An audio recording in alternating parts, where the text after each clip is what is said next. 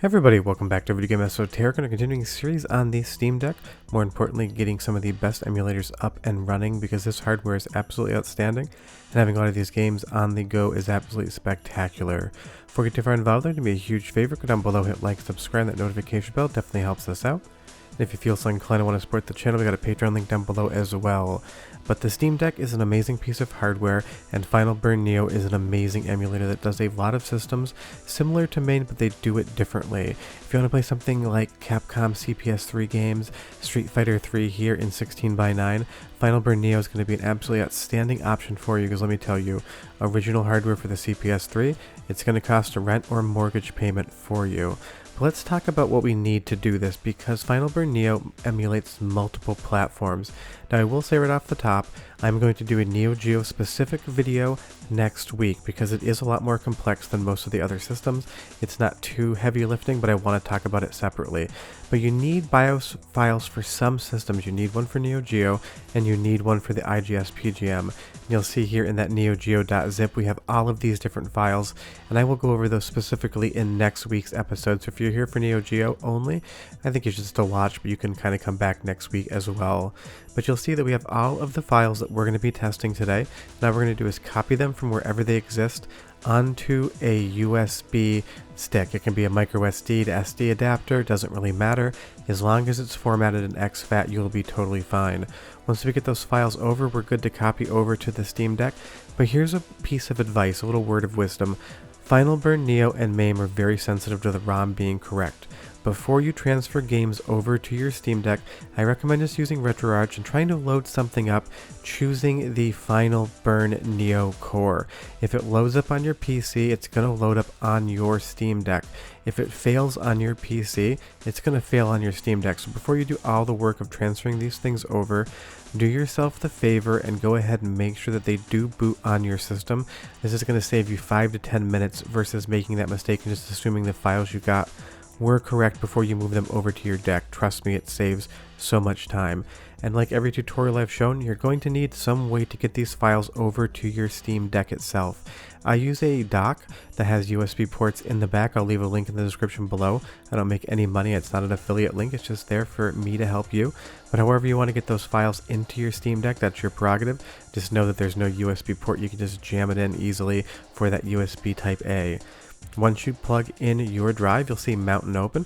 Go ahead and click that, and we'll get to the folder where everything is. Now don't forget, we have both ROMs as well as BIOS files. We have a BIOS file for the Neo Geo as well as the IGS PGM. So the first step is that we're going to put the BIOS files for the systems that we're going to be talking about into their appropriate folders, and then we will copy the ROMs over. I'm just doing this one at a time because it's kind of hard to scroll with the mouse. But if we go over to Emulation and go underneath BIOS, you can drop the BIOS files for whatever emulator in Final Burn Neo needs a BIOS right here into the directory of BIOS itself. I'll do both Neo Geo and the PGM.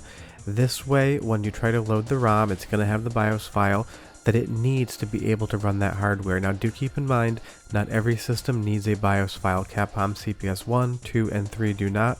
Most of the K first generation boards do not. I'd say 90% of the stuff you'll play on Final Burn Neo does not need one. But now that we have those BIOS files copied over, let's go over to the ROMs and FB Neo folder so we can copy over all the games we want. This is where you're going to pop them in. So just go ahead and copy and paste over like you would anything else, and that's going to put the games in the location the EmuDeck and Steam ROM Manager are going to expect them in. So all you do is paste over whatever games you want. Now full Final Burn Neo ROM sets do exist. I think they probably bring over 90% of games you don't want to play. I put games on individually as I see fit, but if you want the entire archive, you can do that as well. Just be prepared for it to copy over for a very long time. And now that we have all the ROMs in the FB Neo folder, we're just going to open up the shortcut on desktop mode to EmuDeck again, and we're going to go down to tools and stuff. Like every other tutorial, this is how you're going to get them to appear in your collection. So click Steam ROM Manager.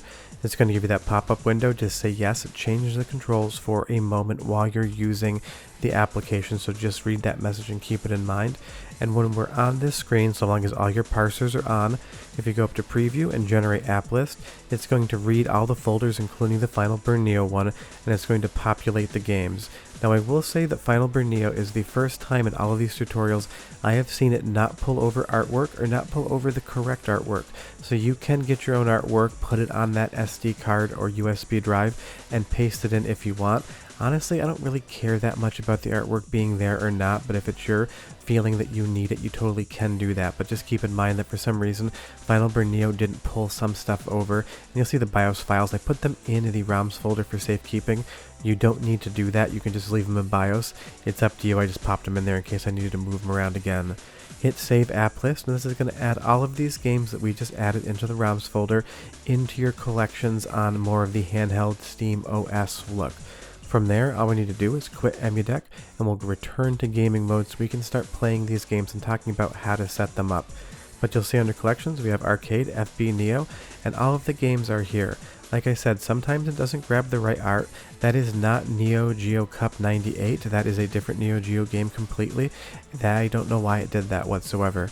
And you'll see that it pulled for JoJo's Bizarre Adventure, the Famicom art. It just does it, doesn't really matter too much to me. But taking a look here, right into Capcom CPS with Final Fight, an absolutely spectacular game, and I own multis for the Capcom CPS and CPS System 2. I have all of this on original hardware, and I will say it's spectacular on Steam Deck and Final Burn Neo. But watch this door right here. You're going to see two different people come out of it. That's based on the difficulty setting. Now be aware when you're dealing with arcade ROMs, there's more than one way to change settings. Something like Capcom CPS 2, if you go down to core options, you're not going to get a test menu here. Everything will be articulated by the dip switches at the bottom of the list. If you want to change the difficulty, you have to change it within the dip switch menu. That's for Capcom CPS stuff.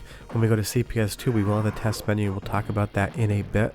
But just kind of Google what system you're using and how to get to the dips or test menus, and make sure once you change them you restart the core, or else it will not adhere. And you'll see now that that door opens up, nobody comes out because we are playing on easy mode, which is not at all the way I recommend to play Final Fight. Definitely play it on at least normal difficulty, but that's how you change the settings on Capcom CPS. Some arcade boards use dip switches, some use test menus. If you're not sure, just look it up on Google. But let's move over to something like Capcom CPS 3 with JoJo's Bizarre Adventure. It's an absolutely spectacular and very weird fighting game, and it is running spectacularly well on Final Burn Neo on my Steam Deck. It is great. But this is a game that uses a test menu, not dip switches. So if we go back into the core options, we're going to see a setting that allows for the following: diagnostic input. You can select what key command you want. By default, it's going to be hold start, and it is a very long time, like 3 or 4 seconds, so you won't inadvertently do it. But if we hold start down, what you're going to see is suddenly we're going to be getting into a test menu. This allows you to test all your inputs. This is mostly for actual physical hardware, but if you go to configuration and over to game, you'll have all your difficulty settings, damage level, round time, all of the things that you can change setting-wise that would normally be in an options menu on a console video game. So keep that in mind.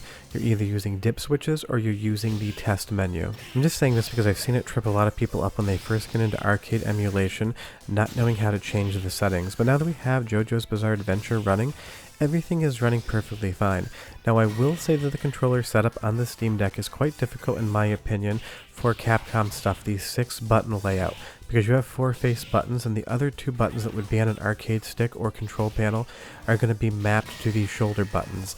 I recommend using an arcade stick if you're playing this docked, and if you're playing it on the go, you're just going to have to deal with it, but it's one of those things. Everything runs perfectly, but if you notice you're not playing the game as well as you normally would be playing it, it's probably down to that. You can reconfigure all your controls. But moving over to something like the Capcom CPS 2, again, it is running absolutely spectacular. I have no complaints whatsoever, and I have an original board for that game in my closet. And this is just the great thing about Final Burn Neo. Just like MAME, it allows for a lot of different systems, and if you're wondering why we're doing Final Burn Neo after MAME, is there are some advantages to Final Burn Neo, and I'll talk about those probably in the Neo Geo episode, but do keep in mind that there's a time and place for MAME, and there's a time and place for Final Burn Neo. And Street Fighter Alpha 3 here, one of the games I was having trouble with the controls because it just felt not like I was used to. But for something like Ghouls and Ghosts, perfect. The D-pad on the Steam Deck is excellent. I have absolutely no issues with the face button whatsoever. So for non-fighting games, the Steam Deck is an absolutely spectacular way to play all these classics while you're on the go or docked on your TV. The one thing it won't do is make the games any easier outside the easiest difficulty setting, because this game is still incredibly hard. And speaking of difficulty, let's talk about the lag in the controls, or in my opinion, the very, very distinct lack thereof. Playing something like a bullet hell shmup, you do not want lag in your controls. You need to be able to navigate around the screen exactly like you would expect, and I found that playing bullet hell shmups, this being a cave game right here, I had absolutely no issues whatsoever playing the entire thing. It was spectacular. And Neo Geo obviously works as well. And the reason that we're going to talk about Neo Geo in a separate episode is we have to go over the Unibios, different region settings, the difference between MVS and AES to get Final Burn Neo to treat this system like a console or like an arcade board, and a lot of the other Neo Geo specific settings that are going to give you a much better time. But as far as how it's running, it is incredible.